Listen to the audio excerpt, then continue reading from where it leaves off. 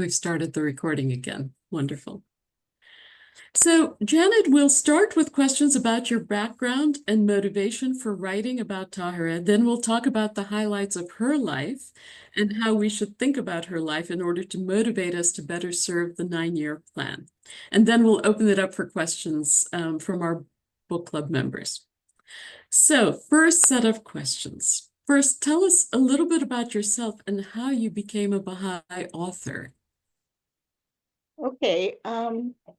Well, I've always loved stories. I've always been a bookworm from childhood.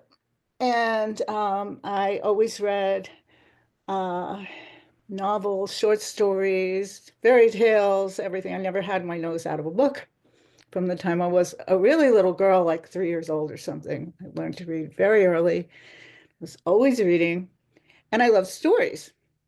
And so that made me want to be a writer. And I also read poetry. I love the music of poetry. So I wanted to write stories as a child, so I tried to write, but my little hand gave out and I didn't have my brain gave out and everything gave out. Anyway, but I could write poems. I could make up poems. So I wasn't particularly precocious as a writer of stories. But I read and read and read. And I also wanted to be an actress. So I had a great love of drama and, stage. I took a lot of acting classes and things. So all of this boils down to drama stories, life stories. Then when I became a Baha'i, I became very interested in the in memoriams in the Baha'i worlds. I used to sit on the floor in these people's house in Vermont. There were these ladies in Vermont where we'd go for firesides and everything. And I would sit on the floor near the bookshelves. I was, 18 or whatever. So I'd be sitting by the bookshelves and there were all these volumes of the Baha'i world. And I would be looking through them because I was always looking through books and I never paid much attention when people talk, didn't really get to me. So I would be looking through the in memoriams. I would end up reading these life stories, and then I became particularly enthralled with the stories of people who had met Abdu'l-Baha. Because I wanted to meet Abdu'l-Baha, and obviously I couldn't. And I wanted to be them. I wanted to be a person who had met Abdu'l-Baha. I wanted to be Lua. I wanted to be Juliet Thompson. I wanted to be all these ladies who were enthralled and in love with him and everything. So to skip ahead, I was in Wilmette, in Evanston. I was working in the Baha'i Public Information Office a few years after that. I was in my 20s.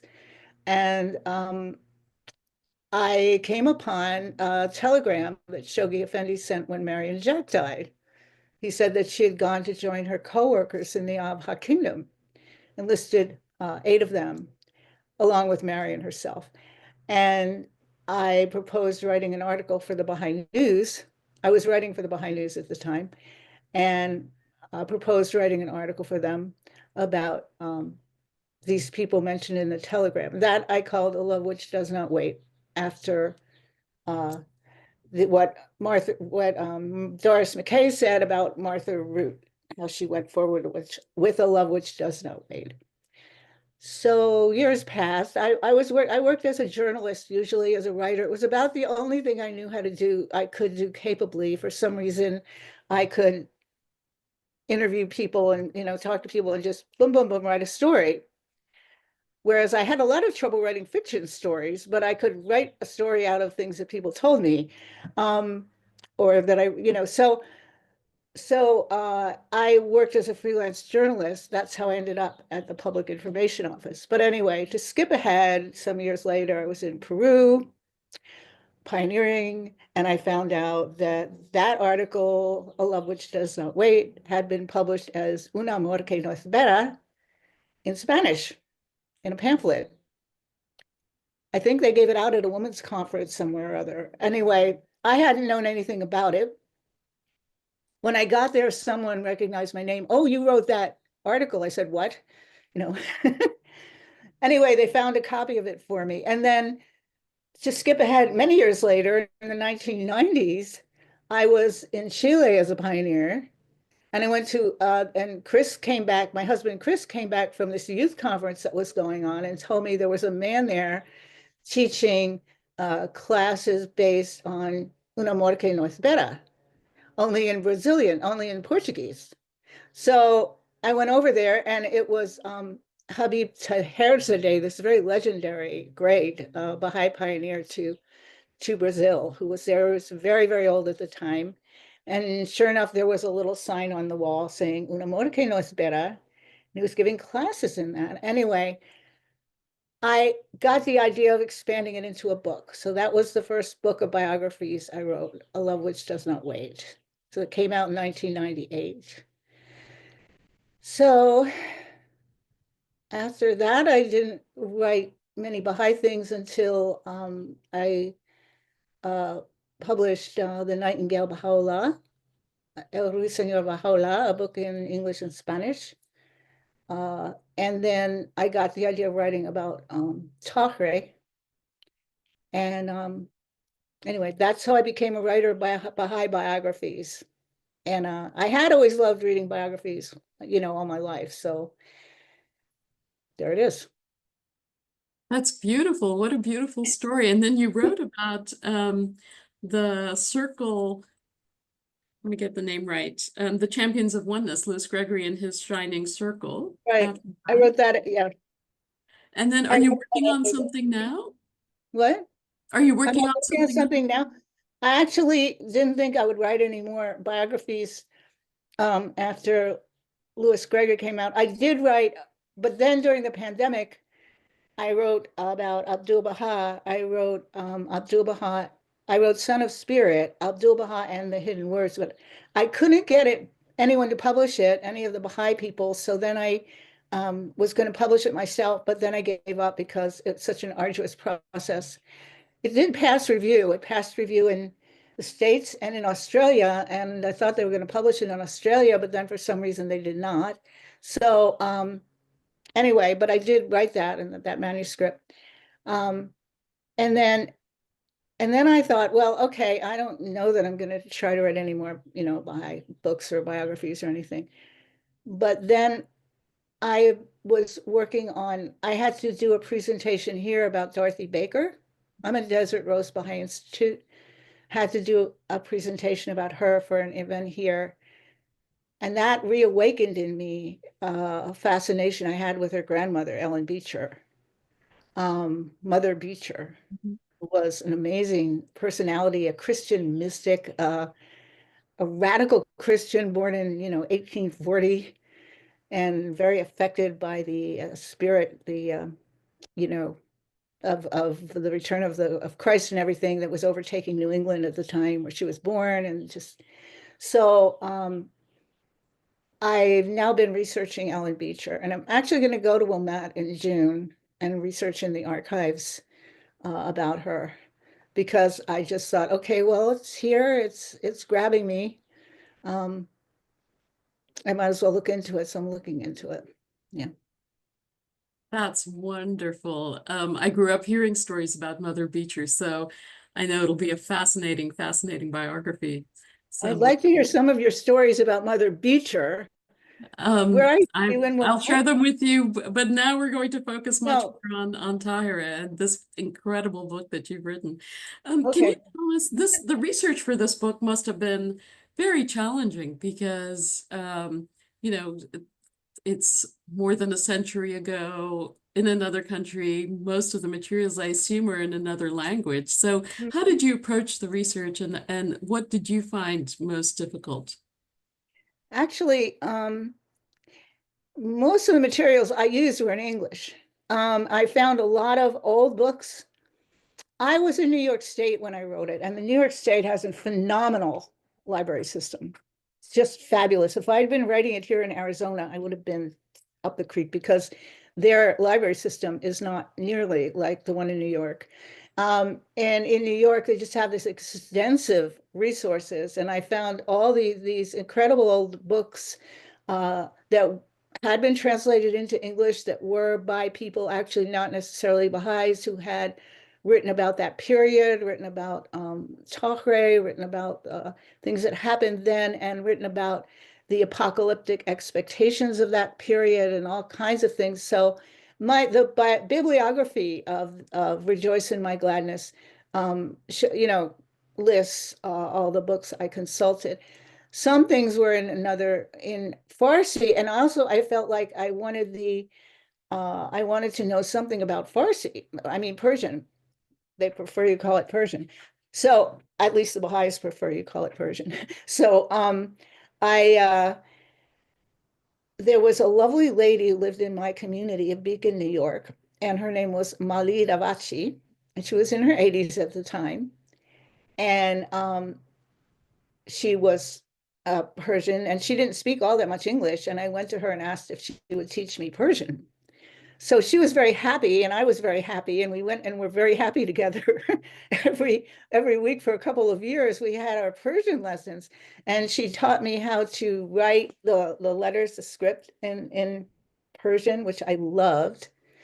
It made me wish I had paid more attention in Hebrew school, because I didn't learn any Hebrew because I was very bad. Anyway, so I also so I learned enough from that, from writing the letters and sounding out words, and studying the grammar books and all these things that she put me through.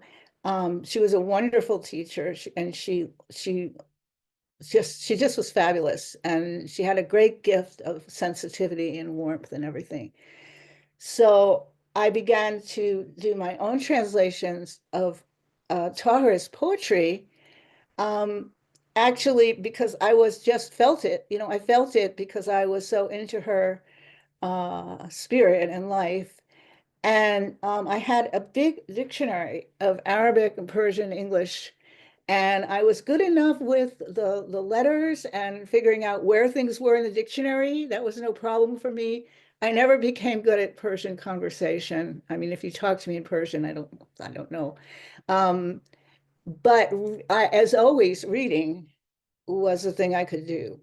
So I I just began working, doing that, and it brought me into the music of her poetry, because everything in Persian rhymes, and everything in Arabic rhymes, like the whole Quran rhymes.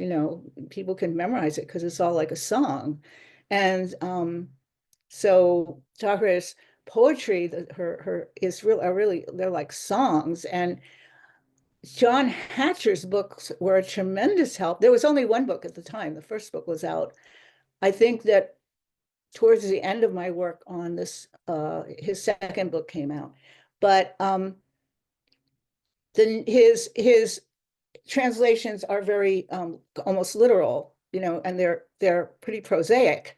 They don't have the music, but they have a lot of the meaning, and his notes are phenomenal. So I was interested in getting at the music, and all the different meanings in the Arabic and Persian words. And I noticed actually that she used a lot of things with veils, for example. So anyway, I had a fantastic time with that. It was like just floating on a sea of her music and songs. And actually, people who wrote about her poetry, they said that her songs permeate the air of Iran, and so it's just the Persians love that poetry music. So anyway, that was a great challenge of writing about her, was trying to get a feeling for the poetic language, and for her poetic language, and her language just in general. I know she also spoke Arabic, and she also probably spoke Turkish, and some dialects of the region where she came from, Gasfin. But so anyway, that was a challenge that I took on that I really enjoyed. Well, it certainly takes a poet to translate a poet, and I think your own background in poetry, I'm sure, helped to kind of internalize and then be able to translate that poetry for her. That's what actually one of the things that gave me the nerve to try to write about her. I thought, because and when I first thought of it, I thought of it because my daughter Anna Mehta, who's a dancer, back at that time, that was the time when we invaded Afghanistan after the towers fell down and everything. And and everyone was going on about the horrible condition of the Afghanistani women, which unfortunately has now returned. Uh, these things just don't seem to go away. But anyway, Anna did a dance. Anna researched women's commentaries on wearing veils, how it felt to wear a veil, and how it felt to remove the veil. And she did a choreography piece called Veiled, about with this blue veil, using these women's words. They were not necessarily Baha'i women. They were, Iranian, Afghanistani women. And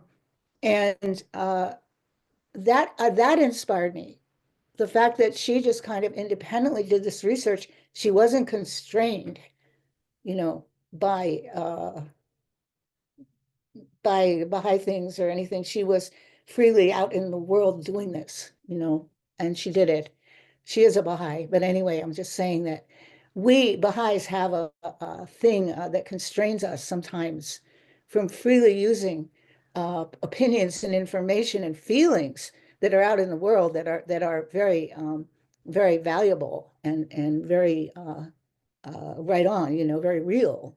So that really inspired me, that I could actually look into things that other people had said about Táhirih and felt about Táhirih. And I found incredible books like by Farsani Milani, those books where they write about her and they translate her poems very musically, and just also the other poets, more modern poets that followed, that are kind of like her daughters, and novelists and women that followed her in Iran.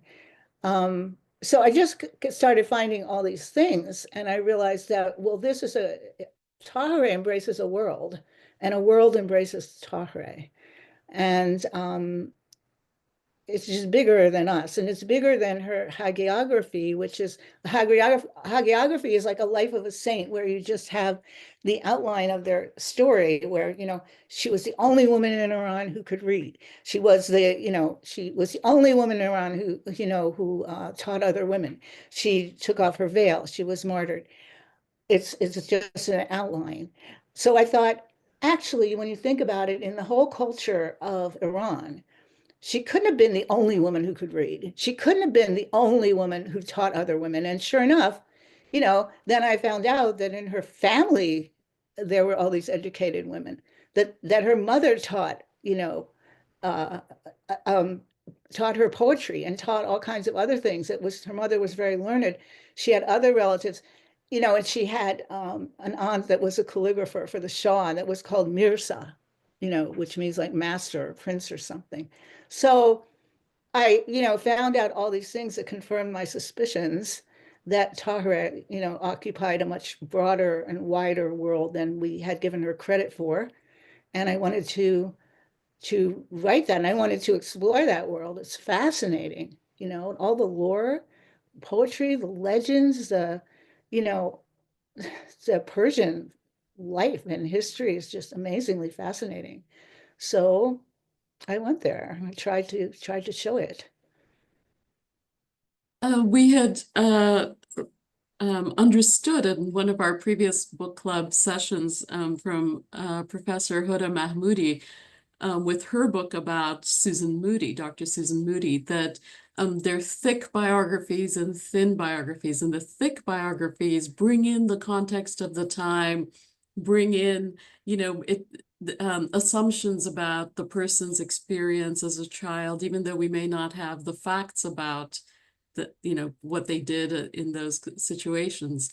What inspired you to write about the broader context that Táhirih was living in, the experiences of women of a similar background and class to hers?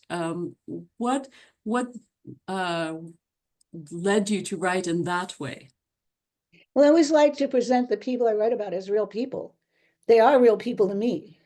They're not like an objective experience. I'm not an academic, I'm a journalist. So I'm talking about real people, and these people live when they're living to me. and they're living with me. So that was just natural to me to do that. What advice do you have for other Baha'i authors? Mainly, just do it. If you want to write something, write it, start writing it, and let it come out. Don't hamstring yourself with, oh, wait a minute, this is a quote. I better find the source. I better put in the footnote. Not while you're writing it. You can do that later, you know. Let it come out, and then later you can, if you need to annotate it or you need to verify it, you can do that. And also, let's see, I wrote some things down here because I wasn't sure I'd remember everything I wanted to say. Oh, here it is. Research for me is the fun part. You go down all these rabbit holes and you don't stop yourself from going down the rabbit holes unless it's something completely like unrelated. And then you might want to go down it anyway just to take a break. But I'm just saying that, you follow the path. You follow the path through the tragedy, the comedy, the drama, everything that happens. Um, in writing about Táhirih, of course, I did not have access to a lot of her personal papers except through translations, because that was where I'm not a Persian speaker, I'm not a Persian scholar, so I had my limits. But I did have access to some translations, and Mojan Luman helped me. His paper on her and her family was really helpful. Um, Things like that, and that was in English. Um, and you're weaving it together. You're like being a detective when you're doing the research. You know, you're playing detective, and so you're discovering all these things, and um, you might discover secrets about your subject that probably they wouldn't want anyone else to know, and you don't want to use them in what you're writing. So you have to, use exercise your judgment. But on the other hand, you discover things that are very enlightening that make them much more real and that you can use. So there's that. I love the research, the writing itself. If you don't let academic demands overwhelm you, unless you really are an academic, in which case you're working in your own method, but I don't know that method. My writing discipline is as a journalist, a poet, an artist. I look for the poetry. I look for the metaphors. I look for the images. I look for interesting language, that I can, great words. I love that. I love all that. So, and the writing and the research are an adventure, can be very painful, especially physically. You can get terrible headaches, shoulder aches, stomach aches, all kinds of aches. Um, but when you're on the trajectory towards discovery and putting it all together, it's very exciting. Publishing is a different story, and I don't want to talk about that. It's horrible. That's all I have to say. Fair enough. We have so many writers in the book club, so it's helpful to get your perspective. And I think your being a journalist, I'm sure, was extremely helpful because you mentioned that it's like being a detective. So I think that experience that you had was probably very, very helpful and worthwhile. I want It's to also, turn. it's also when you do journalistic articles, you're writing on a deadline, and you have to kind of spit it out, and you have to trust yourself that when you go back and read it, it's going to make sense, and usually it does, and you can use it. So that's another thing to remember. Just write it because it probably does make sense and you can use it. Great advice. Thank you. So we have another set of questions about Tahira herself. There's so much in your book that's so rich about her life. And I want to mention some of the phrases that the beloved guardian used to describe her. The beloved guardian describes her as valiant, undeterred, unruffled, indefatigable, brilliant, and gifted. So, in your view, what are the highlights of her life, and can you talk about one of them? Um, there are many highlights in her life. Of course, the Conference of Badasht, that just was, I think, as I began this book, the prologue says it was her defining moment. And obviously it was her defining moment in history. She's remembered for that, for appearing unveiled before all the men. And I think everything in her life led to that moment. And after that, everything led to her martyrdom. It was a trajectory of that was a peak. And then I wouldn't say it goes downhill because her martyrdom was tremendous honor and ascension, into other realms. But it was definitely the transition point, that conference at Badasht. After she was a fugitive, she was, in hiding and all that. She couldn't travel and teach as she'd been doing before. Of course, before that, she had also been a prisoner in her husband's house. So anyway,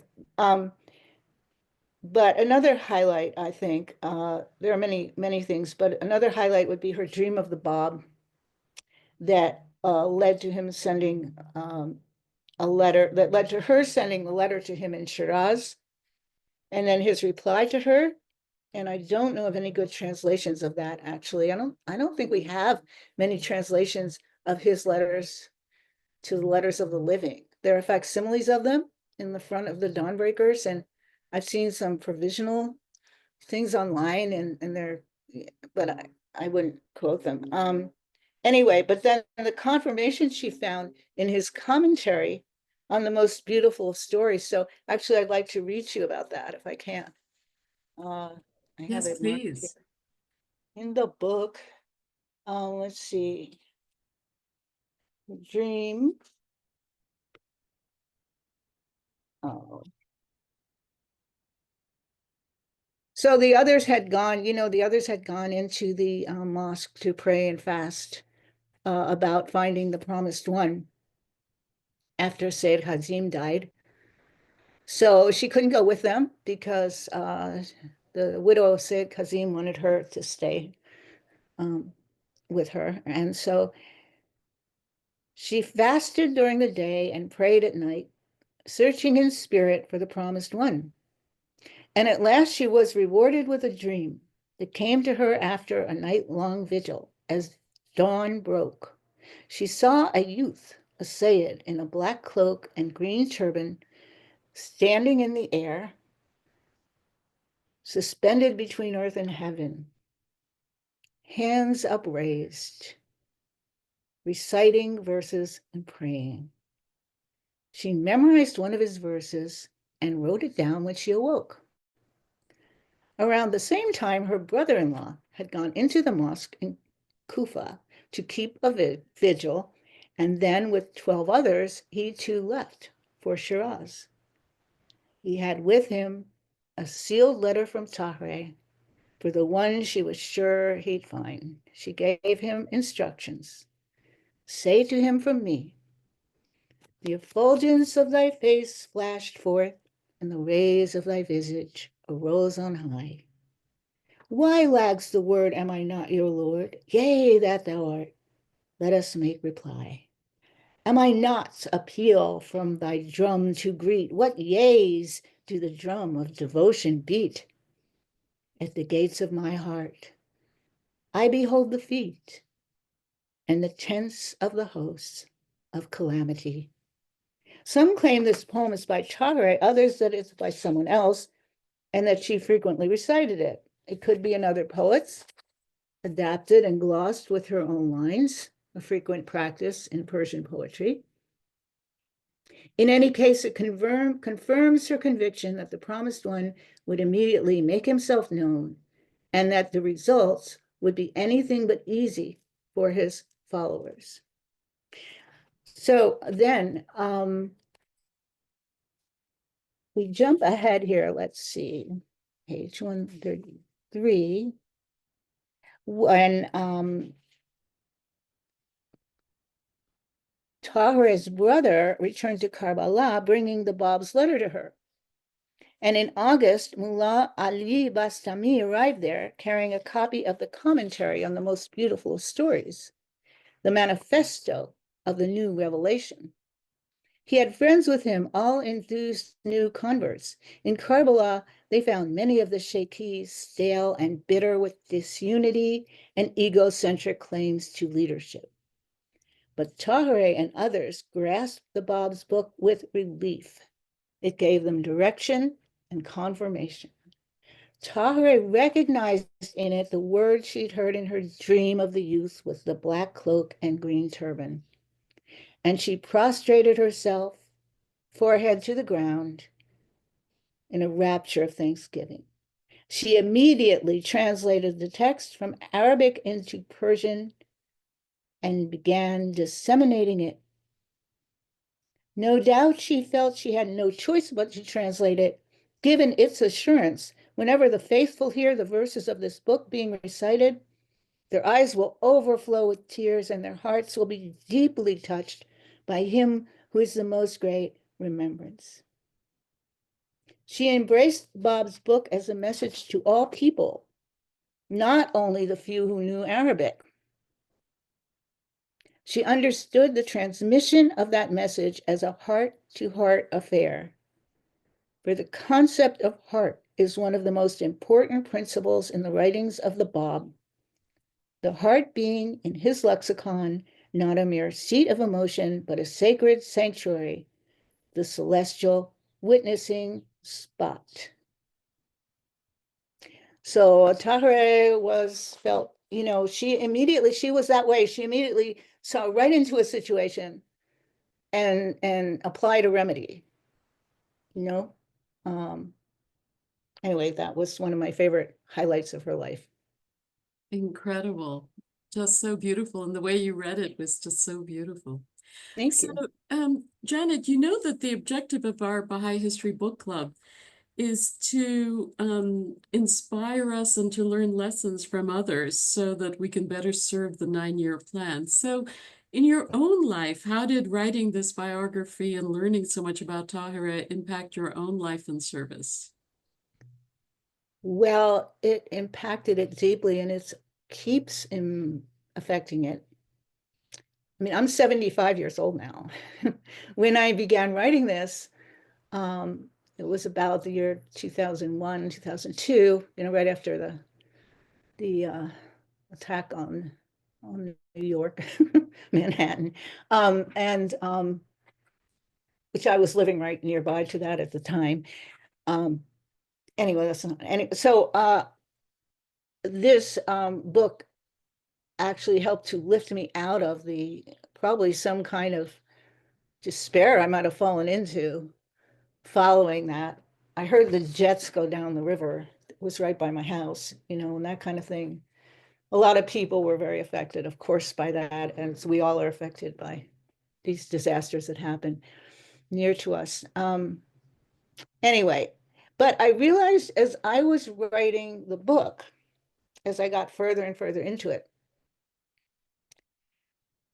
one day it dawned on me as I was sitting there, probably having a migraine trying to write it, it dawned on me that all the hardship and hurt that I'd suffered in my life as a woman, all the tension, all the things that we women, conflicting conflicts and inflows and outflows and everything that we deal with, trying to deal with our people in our lives and taking care of everybody and just all the things we try to do and serve the faith, and everything we try to do or try to be an artist or try to be a lawyer or whatever we're trying to be. Anyway, I realized that in my life, all the hardship and hurt I'd suffered as a woman and as an immature Baha'i in the immature Baha'i community, because I don't think any of us are ever really mature at this point in history. And as an artist, just as an artist, outside of being a woman and a Baha'i, but all the struggles that you go through as an artist, had been worth it. I decided it had all been worth it because it helped me to write about Táhirih as a woman. And a new Baha'i Babi, she could only have been new at that time. She was helping to create it, actually. in a new community, which was obviously undergoing horrible tests, and what she'd gone through as an artist. So I realized that any tests and misery I'd suffered were all worth it because it helped me to write about her. And it humbled me because the writing process of the first draft was so heartfelt,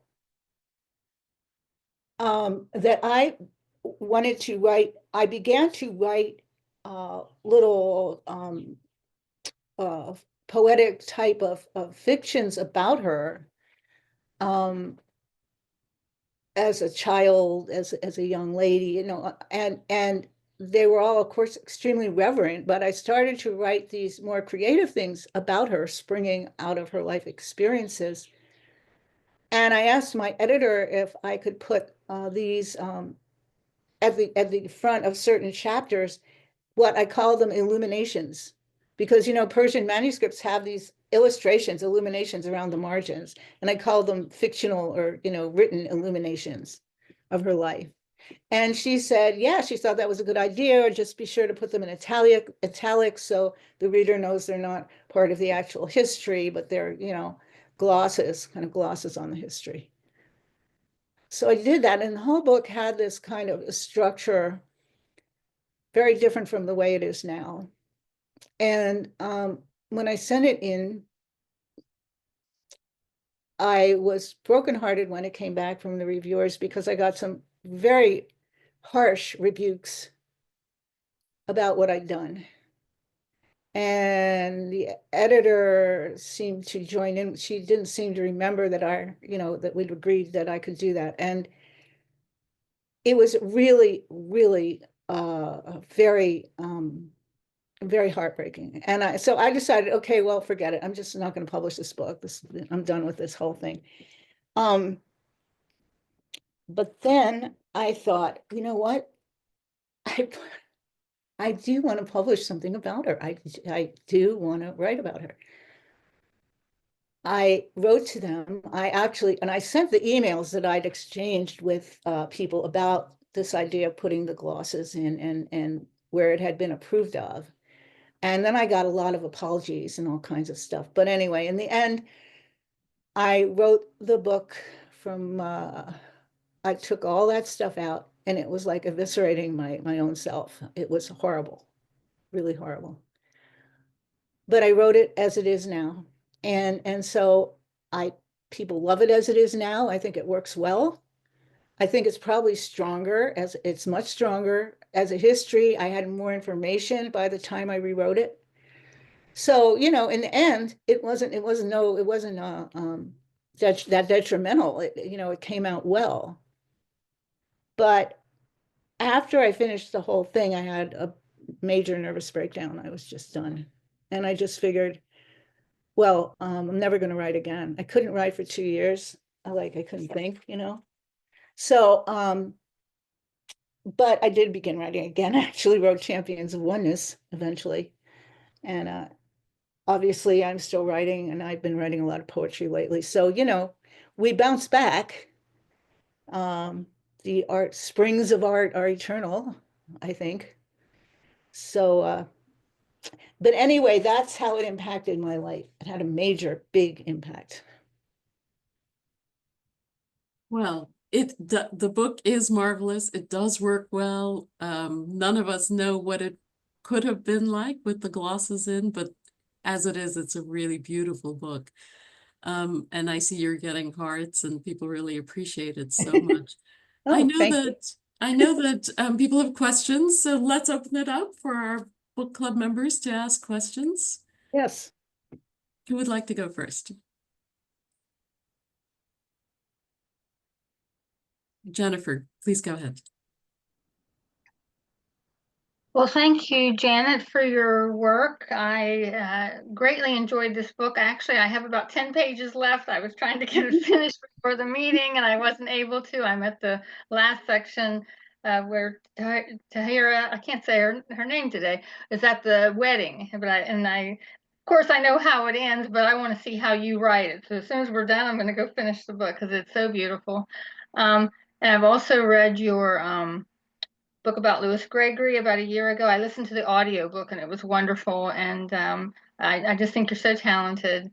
I wanted to say I really appreciated the way you showed the parallels between what was going on in the East and the West.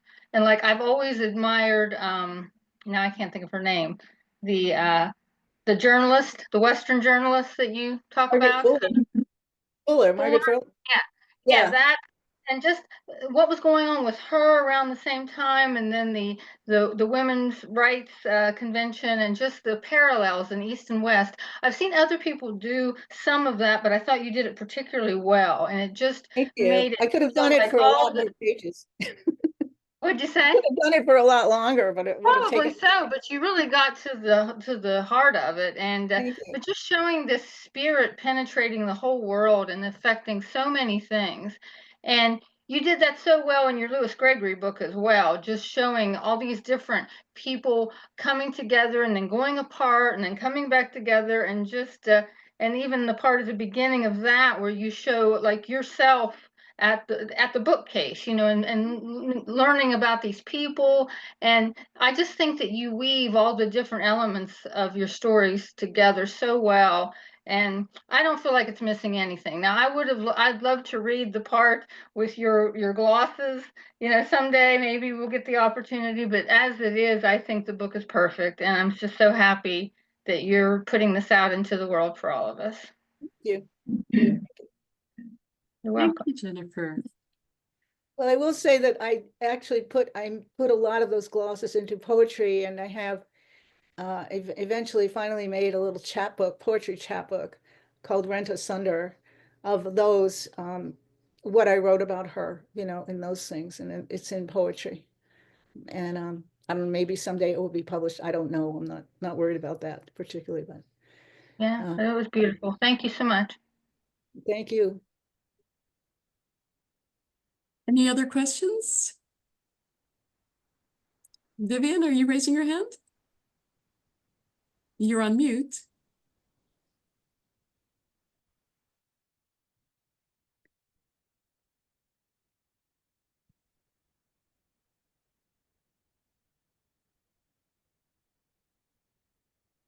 I think she's talking, but You might be trying to unmute. Let's see. For another second. And then Nancy and Bahia, but let's wait for Vivian another second. No? Okay. We'll go to Nancy and then we'll come back to you, Vivian, before going to Bahia. Hi, Janet. hi. I appreciated that you stepped out and gave us the broader picture of historically what was going on around in Iran. And, you know, I mean, I've read the Dawnbreakers a couple of times, but it didn't have all of that richness of the understanding the culture that this book did. I'm like, and so I had a lot of aha moments, aha. And I it helped me understand my current Baha'i community. I've lived in a lot of different places in North America, but this community is a small, maybe 24 believers that are mostly Persian, mostly related to each other. And it's been very challenging for me as a wild American, you know, as they see me. Yeah, so there was a particular description that you had in there that helped me be more comfortable and at ease with my community and accepting. It was about the Persian cultural proclivity for being very private, I guess it was. It was to be, you know, there's Taruf, you know, and so, you know, okay, I knew about Taruf many years ago, but this was something akin to that. It was like you don't spill your guts, you know, you don't say everything. It's all very private. And that's been really hard for me here in that way. It's been like a pioneering post. So I appreciated that. I appreciated all the information. I have a question. I'm wondering if anybody knows yet where Táhirih's grave is, or where, where her body went. She was buried in that pit of stones on the grounds of the garden, the Ilkhani garden there, and that later became a hospital ground, I've heard. And I think for a time the Baha'is knew where it was, and they visited it. I think for a time they were able to know where it was. I am not sure what's going on now. I mean, the impetus in the Iranian society has been of late years, for quite a few years, to try to erase any, they have destroyed holy sites and everything, and they have destroyed graveyards, Baha'i graveyards. And so I'm not sure if we'll ever be able to recover exactly where her body was, but I wouldn't put it past the Baha'is of Iran to know. I wouldn't put it past them because they did things like spirit the body of the Bab out of, Right. life. I mean, they have done amazing things, and they're still doing amazing things. So, but all I know was that it was right there in that garden where she was killed. And my impression is that she was buried alive. I am not sure. I've read different descriptions, but it goes with the effort to silence her. I've also read different descriptions of how she was strangled, or what the executioner, who was a drunk as a skunk, did with the scarf she gave him and everything. But there are conflicting versions of everything in history, not just the life of Táhirih or the little facts, but everything. Anyone writing history has to make a choice of what story they want to tell, basically. That's what Shoghi Effendi did with the Dawnbreakers. That's what he did in God Passes By. And that's what any historian or biographer really does. But yeah, so I can't say. I mean, it wouldn't be possible to give her to visit the site where she was martyred. That's for sure. And I think there's a hospital there at this point. Okay. A friend of mine I haven't yesterday looked into it recently. I think I liked to looked see. into it, so, yeah. Friend of mine yesterday said he'd like to see one day a shrine there wherever she is for her. There probably will be, because Yeah. they basically where she was killed, and she was buried right where she was killed. So, there probably will be. One day. Yeah. We'll Yeah. plant the seed. Thank you for writing this book. Thank you. Thank you, Nancy. Vivian, shall we try? Does this work? Yes. Great. Janet, it's so lovely to hear you speak of this book, and it's been such a pleasure to read it a second time, and thank you so much. It is poetry all the way through, with a little history thrown in, but the poetry is wonderful. I have more of a remark than a question, but it really struck me when I read this book the first time back a few years ago. I remember reading, someone asked Shoghi Effendi a question, and he said, the answer to that question will have to wait for the future, when future historians will know more about this matter. And I remember at the time thinking, how can that be? You're closer, you have Baha'is who may have even been around to consult. How can it be that future historians will be able? And when I read your book, I thought, yes, with research, future historians are able sometimes to fill in the spaces, some spaces. So thank you so much. Thank you. Okay. Thank you, Vivian. Bahia. Yes, thank you, Janet. My question is, you mentioned the library system in New York. It is amazing. How many of her writings are there, and are they in the original? And Her writings are not. It was other references that I found to Persian. Sorry, to history. To events and cultures. The explanations of the culture and such. But people are finding. I mean, I'm sorry, I should have a cough drop.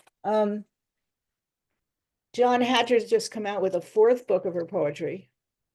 And I think that that's based on, I've read some of it, and I think it's based on poetry that they've found recently of hers, manuscript that someone had, that was in someone's possession. in Iran or yeah. So I don't know. The book is, where's the book? I have it. I don't have it in my room here with me. But in the introduction to that book, he says the source of it. It was a person who had the manuscript, probably in Iran. So anyway, yeah, her writings are not in, unless her writings are in a translation within one of the books I consulted, which that did happen, but not the original manuscripts. Thank you. John Hatcher would know where all the manuscripts are that they've found recently and that they found in the past. Yeah. Thank you, Bahia. Any other questions? It's Vivian. I'd just like to also, the book The Nightingale is a very beautiful book, and I Thank just you.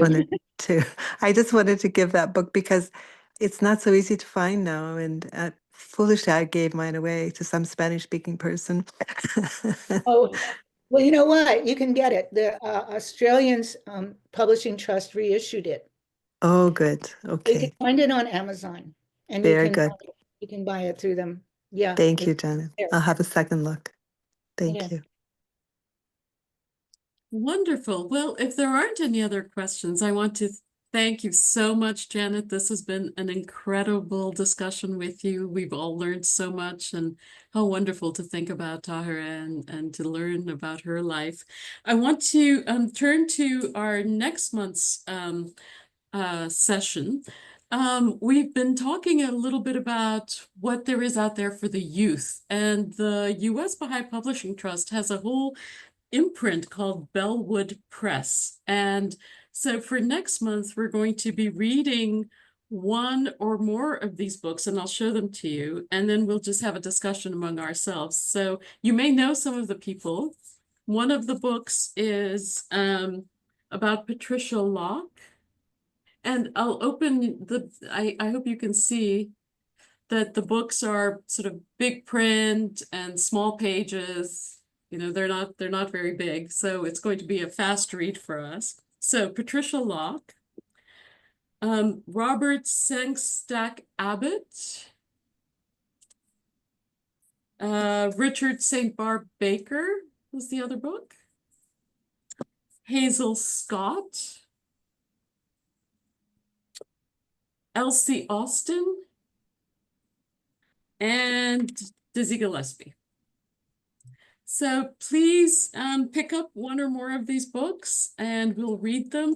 If you would like to be the discussant, to be the reviewer, to share your views about any of these books, send me a quick email and we'll ask you to start the session. So we'll have about 10-15 minutes on each of these books, and I think it'll be fun for us to read and to see what's out there for the youth, which we were so worried about in our last few sessions. So thank you all so much, and look forward to seeing you in a month's time on June 1st at 2 o'clock Eastern Standard Time. Thank you, and thank you again, Janet. Thank you so much. You're welcome. It's been a pleasure. Thank you very much. Bye-bye. Bye.